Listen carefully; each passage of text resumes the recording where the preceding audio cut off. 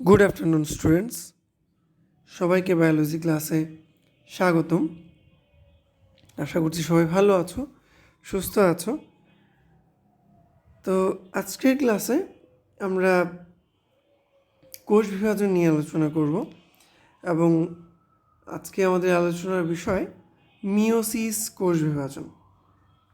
আমি গত class Facebook লাইভে নিয়েছিলাম, তবে আজকের ক্লাসটি ফেসবুক লাইভে নেওয়ার মতো আসলে নেই, অবস্থা নেই। আজকের ক্লাসটি আসলে অনেকগুলো ডায়াগ্রাম তোমাকে দেখাতে হবে, যেটি যদি আমি হয়তো বোর্ডে নিতে পারতাম, কিন্তু যদি বোর্ডে নিতে চাই তাহলে দেখা যাবে অনেকগুলো ডায়াগ্রাম আঁকতে সময় লাগবে এবং এক্সপ্লেন করতে অনেক সময় লেগে যাবে। তাই ক্লাসটি বোর্ডে না নিয়ে বা লাইভে না নিয়ে সেটি আমি আজকে রেকর্ডিংয়ে নিচ্ছি। আশা করছি তোমাদের কোনো সমস্যা হবে না। আর প্রথমেই বলে রাখা ভালো যে প্রশ্ন থাকতেই পারে। যদি প্রশ্ন থাকে অবশ্যই জানাবে, সেটি কমেন্ট বক্সে হোক বা মেসেঞ্জারে হোক। আমি চেষ্টা করব সময় মতো উত্তর দিয়ে দেওয়ার জন্য। তো শুরু করি আমরা আজকের ক্লাসটি। মিওসিস কোষ বিভাজন কি? তো মিওসিস শব্দটাই কিন্তু এসেছে যে হ্রাস করা বা কমে যাওয়া, এরকম একটা গ্রিক শব্দ থেকে। অর্থাৎ কোনো কিছু কমে যাচ্ছে। কি কমে যাচ্ছে? ক্রোমোজোমের সংখ্যা কমে যাচ্ছে। মাতৃকোষে যে সংখ্যক ক্রোমোজোম থাকে, অপত্য কোষে গিয়ে যদি সেই ক্রোমোজোমের সংখ্যা অর্ধেক হয়ে যায়, তাহলে আমরা এই বিভাজনকে বলতে পারি কমে যাওয়া বিভাজন। কেন স্যার? কারণ মাতৃকোষে ধরে নাও মানবদেহের যে কোনো একটি কোষে 46টি বা 23 জোড়া ক্রোমোজোম থাকে, 46টি ক্রোমোজোম থাকে, মাথায় রাখো।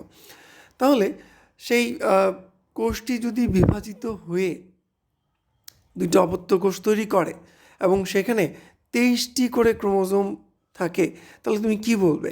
তুমি অবশ্যই বলবে হ্যাঁ স্যার, মাতৃকোষে 46টি ক্রোমোজোম ছিল আর অপত্য কোষে 23টি করে ক্রোমোজোম আছে, তাহলে অবশ্যই ক্রোমোজোম সংখ্যা অর্ধেক হয়ে গিয়েছে বা কমে গিয়েছে। এই যে বিভাজন, ক্রোমোজোম সংখ্যা কমে যাওয়ার যে বিভাজন, এই বিভাজনটাকে আমরা কি বলি? মিওসিস কোষ বিভাজন বা হ্রাসমূলক কোষ বিভাজন। তখন প্রশ্ন হতেই পারে যে এই ধরনের বিভাজন কোথায় দেখা যায়? আমরা কোথায় এই ধরনের বিভাজন দেখতে পাই? সাধারণত আমাদের দেহে আমরা জেনেছি, আমরা পড়েছি দুই ধরনের কোষ আছে, একটি দেহকোষ, অপরটি জনন কোষ। তো দেহকোষে সবসময় মাইটোসিস কোষ বিভাজন ঘটবে, কিন্তু জনন কোষে সবসময়ই এই মিওসিস কোষ বিভাজন ঘটে থাকে। তাহলে এই মিওসিস কোষ বিভাজন কোথায় ঘটে? অবশ্যই জনন কোষে। অবশ্যই কোথায়? জনন কোষে। আচ্ছা, জনন কোন কোষে? কোন ধরনের জনন কোষে? আমরা তো দুই ধরনের জনন কোষের নাম পড়েছি, একটি জনন মাতৃকোষ, অপরটি জনন কোষ। হ্যাঁ, সাধারণত জনন মাতৃকোষে এই মিওসিস কোষ বিভাজন ঘটে থাকে। কোন ধরনের কোষে? জনন মাতৃকোষে। জনন মাতৃকোষ কোথায় থাকে? জননাঙ্গে। জনন মাতৃকোষ কোথায় থাকে? জননাঙ্গে। আচ্ছা, তাহলে জননাঙ্গে যে কোষ পাওয়া যায় সেটাকে আমরা কি বলছি? জনন মাতৃকোষ। তো স্যার জননাঙ্গে কি আর দেহকোষ থাকে না? অবশ্যই থাকে। জনন মাতৃকোষের আশেপাশে কিছু দেহকোষ অবশ্যই থাকে। তো সেই বিভাজনটা কী বা সেখানে কি ঘটে সেটা হয়তো আমরা ভবিষ্যতে অন্যান্য যে চ্যাপ্টারগুলো আছে প্রজনন বিষয়ক, সেখানে আমরা আলোচনা করব। আচ্ছা, তো খেয়াল করো যে একটি জনন মাতৃকোষ, সেখানে মিওসিস কোষ বিভাজন হচ্ছে, বিভাজিত হয়ে যে দুটি অপত্য কোষ তৈরি হচ্ছে, সেই অপত্য কোষ দুটিতে ক্রোমোজোমের সংখ্যা অর্ধেক হয়ে যাচ্ছে। এবং উল্লেখ্য, এই যে মিওসিস কোষ বিভাজন ঘটছে, এখানে নিউক্লিয়াসের বিভাজন ঘটতে হবে দুইবার। যদি দুইবার ঘটে তাহলে কি হবে? খেয়াল করো, একবার নিউক্লিয়াসের বিভাজন ঘটবে, সেক্ষেত্রে নিউক্লিয়াস বিভাজিত হয়ে ক্রোমোজোম সংখ্যা অর্ধেক হয়ে যাবে। এবং আরেকবার নিউক্লিয়াসের বিভাজন ঘটবে, অর্ধেক হয়ে যে দুইটি কোষ তৈরি হয়েছিল, সেই দুইটি কোষ থেকে এবার নিউক্লিয়াসের বিভাজন হয়ে 4টি কোষ তৈরি হবে। এবং সাইটোপ্লাজমের বিভাজন ঘটবে কয়বার? বা তুমি যদি বলো স্যার ক্রোমোজোমের বিভাজন ঘটবে কবে, সাইটোপ্লাজম বাদ দাও, সাইটোপ্লাজম আমরা আসবো, সাইটোকাইনেসিস আমরা আলোচনা করবো। ক্রোমোজোমের বিভাজন ঘটবে কয়বার?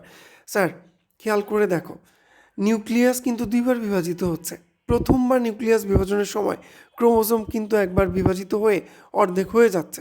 ওকে, তার মানে প্রথমবার বিভাজনে নিউক্লিয়াস একটা নিউক্লিয়াস থেকে দুইটা নিউক্লিয়াস তৈরি করছে, তখন ক্রোমোজোম সংখ্যা 46 থেকে 23টি করে হয়ে যাচ্ছে। তো পরবর্তীতে ক্রোমোজোম কি আবার বিভাজিত হবে? 23টি থেকে কি আরও অর্ধেক হবে, হওয়া উচিত? না, হবে না। তাহলে ক্রোমোজোম একবারই বিভাজিত হবে, ক্রোমোজোম দ্বিতীয়বার বিভাজিত হবে না। এটা মাথায় রাখো যে নিউক্লিয়াসের বিভাজন ঘটবে দুইবার, যে কারণে দুইবার নিউক্লিয়াস বিভাজনে একটি জনন মাতৃকোষ থেকে 4টি কোষ পাবো। আবার বলি, একটি জনন মাতৃকোষে যদি দুইটা নিউক্লিয়াস বিভাজন ঘটে বা দুইবার নিউক্লিয়াস বিভাজন ঘটে, 4টি অপত্য কোষ পাবো। কিন্তু ক্রোমোজোমের বিভাজন ঘটবে কয়বার? মাত্র একবার, যার কারণে ক্রোমোজোম 46টি থেকে অর্ধেক হয়ে 23টি হবে। কিন্তু যদি ক্রোমোজোমের বিভাজন দুইবার ঘটতো, খেয়াল করে দেখো, দুইবার ঘটলে 46টি ক্রোমোজোম অর্ধেক হয়ে হতো 23টি, আবার বিভাজিত হয়ে কত হইতো? 23-এর অর্ধেক হতো 11.5। সেটা হতো? সেটা হওয়া সম্ভব না, সেটা হওয়া সম্ভব না। ক্রোমোজোম কখনোই ফ্র্যাকশনে থাকবে না বা এইভাবে থাকা সম্ভব না। আচ্ছা, তাই ক্রোমোজোমের বিভাজন ঘটবে একবার, নিউক্লিয়াসের বিভাজন ঘটবে দুইবার। ওকে স্যার, এটা আমরা বুঝতে পেরেছি। এইবার আসো স্যার, মিওসিস এই ঘটনাটা কীভাবে ঘটে? মিওসিস পর্যায়টা দুইটা ভাগে বিভক্ত, এই প্রক্রিয়াটা দুইটা পর্যায়ে বিভক্ত। একটি হচ্ছে মিওসিস 1 আর একটি হচ্ছে মিওসিস 2।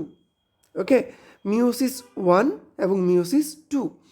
মিওসিস 1কে আমরা বলি হ্রাসমূলক বিভাজন, এবং মিওসিস 2 অনেকটা আমরা যে মাইটোসিস কোষ বিভাজন পড়েছি তার মতো।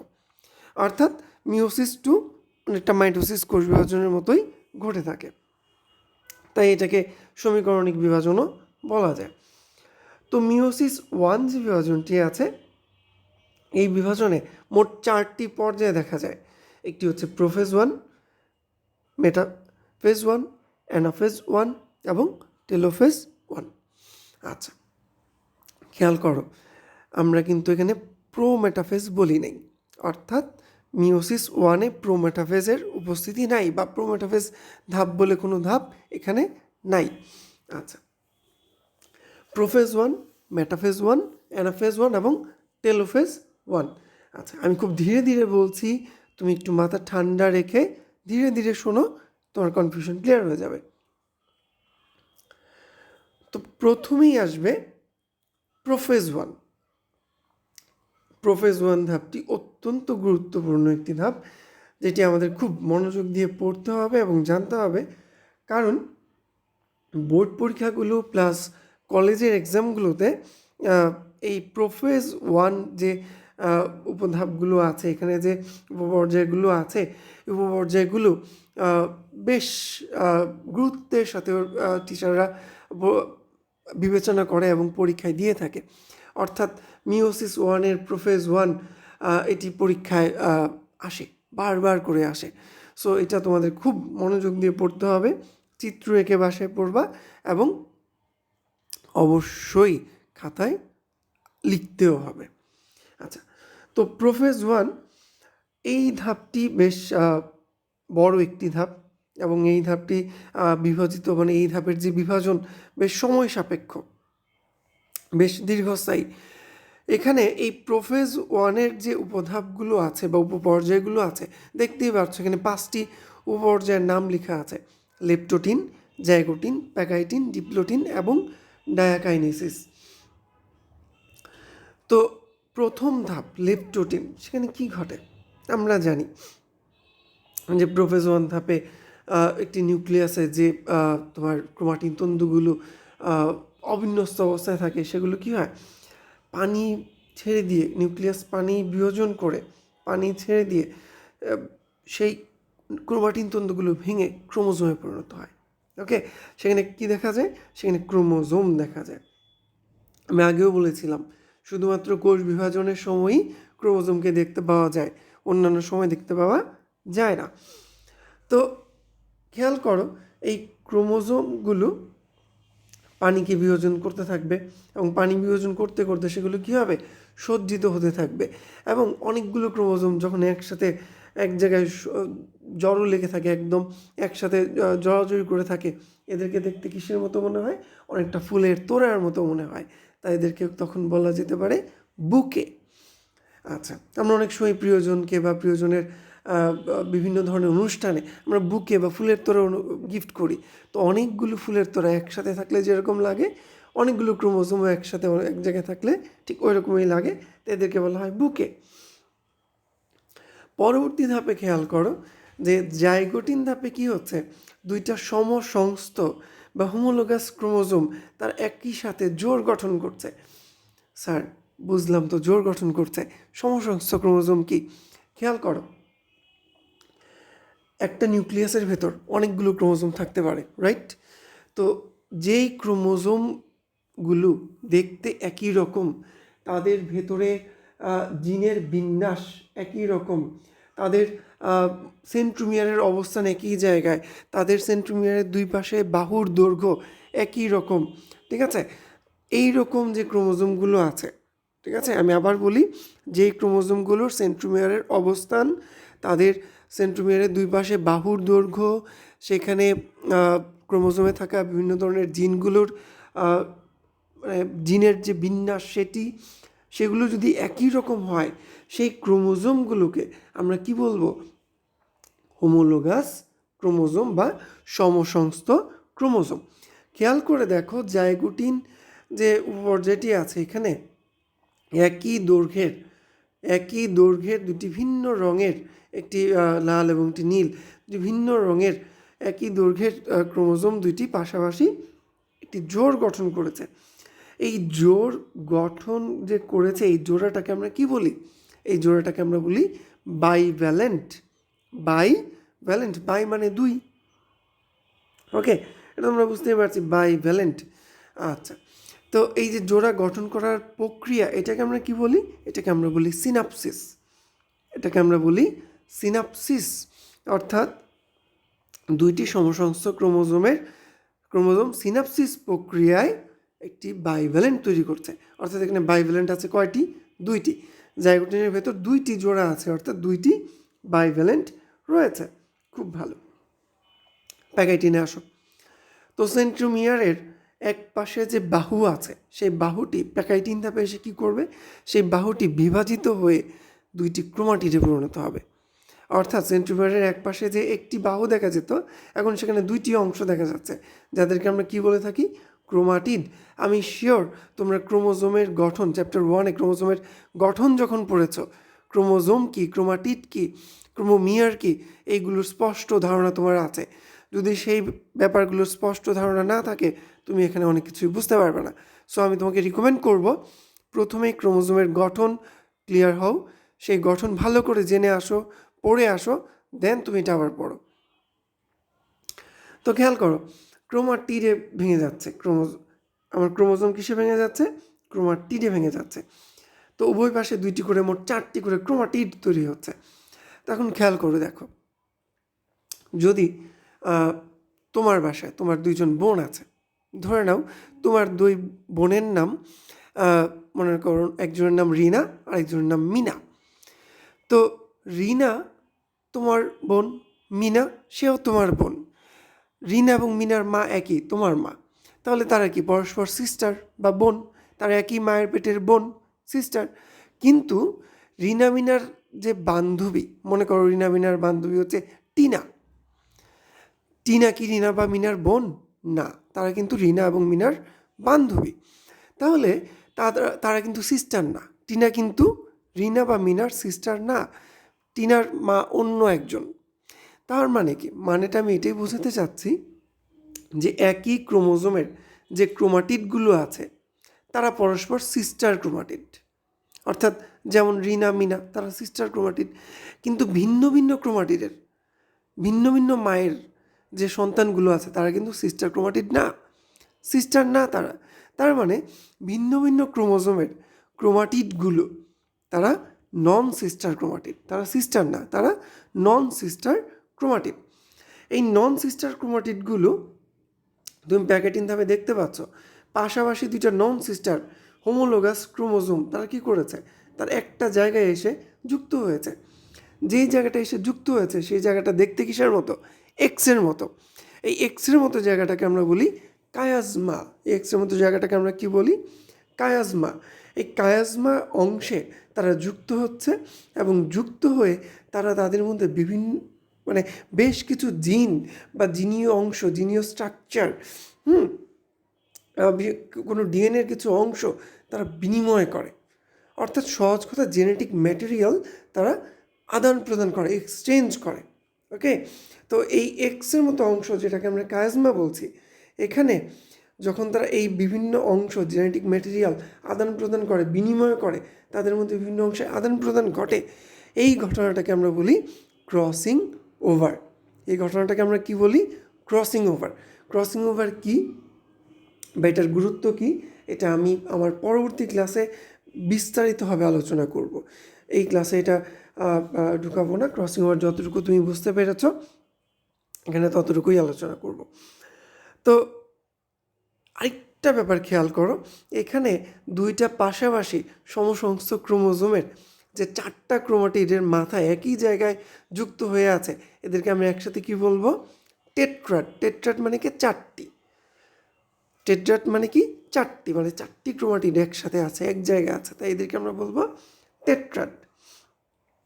পরবর্তীতে খেয়াল করো, প্যাকাইটিন থেকে তুমি যখন ডিপ্লোটিন দশায় আসবা, খেয়াল করে দেখতে পাবা যে ওই যে দুইটি পাশাপাশি সমসংস্থ ক্রোমোজোম, তাদের মাঝখানে যে সেন্ট্রোমিয়ারের অংশ বা মেরুর দিকের অংশ, সেখানে কি শুরু হয়েছে, একটা বিকর্ষণ শুরু হয়েছে। এই বিকর্ষণের ফলে তারা একে অপরের দিক থেকে দূরে সরে যেতে যাচ্ছে, ঠিক আছে। এবং এই দূরে সরে যাওয়ার কারণে তাদের মধ্যে কি একটা একটা লুপ বা ফাঁস তৈরি হয়েছে। লুপ বা ফাঁস তৈরি হয়েছে। কায়াজমা কিন্তু তখনও আছে, অর্থাৎ তারা তখনও যুক্ত অবস্থায় আছে, কিন্তু ক্রোমোজোমগুলো কিন্তু আগের তুলনায় বেশ খাটো হয়ে গেছে এবং একটু মোটা মোটা লাগছে। এবং ডিপ্লোটিন থেকে যখন আমরা ডায়াকাইনিসিসে আসব, দেখা যাচ্ছে সেই লুপ আরও বড় হয়েছে, তাদের মধ্যে ক্রোমাটিডের অংশের বিনিময় ঘটেছে এবং দেখা যাচ্ছে সেখানে আরও চাপ বাড়ছে, ক্রোমোজোমগুলো দুই পাশে মেরুর দিকে চলে যাচ্ছে এবং নিউক্লিয়ার যে এনভেলপ বা নিউক্লিয়ার মেমব্রেন সেটি প্রায় বিলুপ্ত হয়ে যাচ্ছে। এবং এই ঘটনাটি ঠিক পরপরই শুরু হয়ে যাবে মিওসিস 1-এর যে পরের ধাপগুলো, যেমন মেটাফেজ, অ্যানাফেজ, টেলোফেজ, এই ধাপগুলো শুরু হয়ে যাবে। অর্থাৎ ডায়াকাইনেসিসের ঠিক পরপরই মেটাফেজ 1 শুরু হবে, যেখানে আমরা দেখতে পাই যে ক্রোমোজোমগুলো কি হচ্ছে, এখানে ক্রোমোজোমগুলো তারা দুই পাশে মেরুর দিকে অবস্থান করছে, তারা বিষুবীয় অঞ্চলে অবস্থান করছে, কিন্তু তাদের সেন্ট্রোমিয়ারগুলো মেরুর দিকে অবস্থান করছে এবং তারা স্পিন্ডেল যন্ত্রের ট্র্যাকশন ফাইবারের সঙ্গে যুক্ত অবস্থায় আছে। তো একজন আমাকে গত ক্লাসে প্রশ্ন করেছিলে, স্যার ট্র্যাকশন ফাইবার আর স্পিন্ডেল তন্তু দুইটার মধ্যে পার্থক্য কোথায়? আসলে স্পিন্ডেল যন্ত্রে যে তন্তুগুলো বা অ্যাস্টার রশ্মিগুলো দেখা যায় সবাই কিন্তু স্পিন্ডেল তন্তু, কিন্তু সব স্পিন্ডেল তন্তুর সাথে কিন্তু ক্রোমোজোম যুক্ত হয় না। যেই স্পিন্ডেল তন্তুর সাথে ক্রোমোজোম যুক্ত হয়, সেন্ট্রোমিয়ারের সাথে বা কাইনেটোকোরের সাথে যুক্ত হয়, সেই স্পিন্ডেল তন্তুকে আমরা বলছি ট্র্যাকশন ফাইবার। এই হচ্ছে ডিফারেন্স স্যার। আশা করি বুঝতে পেরেছো, তুমি তোমার আনসার পেয়েছো।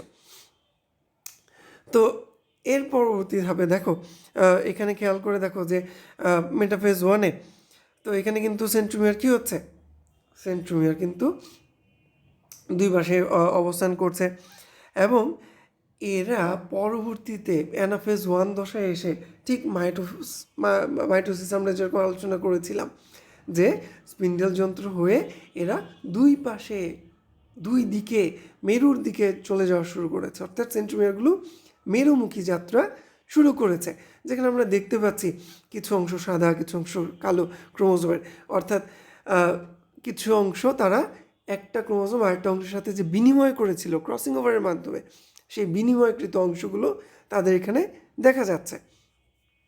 আচ্ছা, মেরুর দিকে চলে যাচ্ছে অ্যানাফেজ ওয়ানে, এবং টেলোফেজ ওয়ানে খেয়াল করে দেখো তাদের এখানে কোষ প্লেট তৈরি হচ্ছে, এবং পাশাপাশি নিউক্লিয়ার এনভেলপ বা নিউক্লিয়ার মেমব্রেনের ভেতরে এই নতুন ক্রোমোজোমগুলো নিউক্লিয়াসের ভেতর ঢুকে যাচ্ছে, অর্থাৎ নতুন দুটি নিউক্লিয়াস এখানে তৈরি হচ্ছে। এবং এখানে আমরা জানি এই নিউক্লিয়াসের যে বিভাজনটি এখানে ঘটলো, এই বিভাজনে পিতামাতার যে ক্রোমোজোমগুলো সেগুলো কী হয়েছে, তাদের থেকে বৈশিষ্ট্যের আদান প্রদান ঘটেছে। খেয়াল করে দেখো, দুইটা হোমোলোগাস ক্রোমোজোম যুক্ত হয়েছিল, একটা ছিল পিতা থেকে আগত, একটা ছিল মাতা থেকে আগত। তাদের মধ্যে সংযুক্তি হয়েছে ক্রসিং ওভারের মাধ্যমে, কিছু জিনিসের আদান প্রদান ঘটেছে, এবং নতুন ক্রোমোজোম, নতুন জিনের বিন্যাস সমন্বিত নতুন বৈশিষ্ট্য প্রকাশ করবে এমন জিন তৈরি হয়েছে। এর মাধ্যমে টেলোফেজ ওয়ানে আমরা দেখতে পাচ্ছি নতুন দুইটি নিউক্লিয়াস, আমরা এখানে দেখতে পাচ্ছি নতুন দুটি নিউক্লিয়াস তৈরি হয়েছে। এবং টেলোফেজ ওয়ানের পরে কোষটি কী করবে, একটু বিশ্রাম দশায় আসবে। সে আবার তার যে প্রয়োজনীয় উপকরণগুলো পরবর্তী মিওসিস টুতে যাওয়ার আগে তার যে বিভাজনের জন্য প্রয়োজনীয় উপকরণগুলো, প্রোটিন হতে পারে, আয়রন হতে পারে, বা অন্যান্য প্রোটিন ফ্যাক্টর, গ্রোথ ফ্যাক্টর যেগুলো আছে সেগুলোর হতে পারে, সব কিছুকে সে অ্যারেঞ্জ করবে এখানে করে আবার সে কী করবে, মিওসিস টু ধাপকে শুরু করবে। একটা প্রশ্ন থেকে যায়, স্যার আমরা তো জানি যে এই বিশ্রাম দশায় বা ইন্টারকাইনেসিস দশায় এখানে কি ঘটে, এখানে ডিএনএর অনুলিপন ঘটে, এখানে কি আবার ডিএনএ অনুলিপন ঘটবে? না, ডিএনএ অনুলিপন এখানে কিন্তু আর ঘটবে না, এটা মনে রাখতে হবে। আচ্ছা, তো খেয়াল করে এরপরে চলে আসবে কি মিওসিস টু।